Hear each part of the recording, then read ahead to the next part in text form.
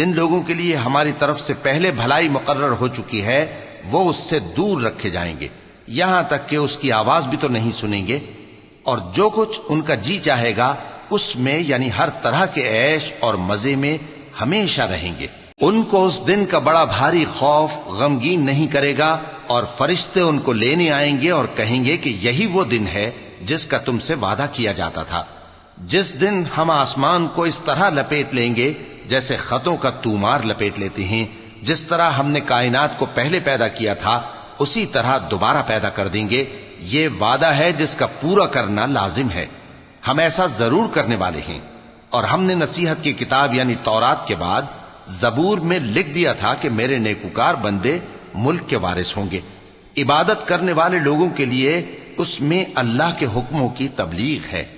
اور اے نبی صلی اللہ علیہ وسلم، ہم نے تم کو تمام جہانوں کے لیے رحمت بنا کر بھیجا ہے۔ کہہ دو کہ مجھ پر اللہ کی طرف سے یہ وحی آتی ہے کہ تم سب کا معبود ایک ہی معبود ہے، تو کیا تم فرما بردار ہو جاتے ہو؟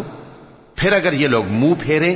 تو کہہ دو کہ میں نے تم سب کو یکساں احکام الہی سے آگاہ کر دیا ہے، اور مجھ کو معلوم نہیں کہ جس چیز کا تم سے وعدہ کیا جاتا ہے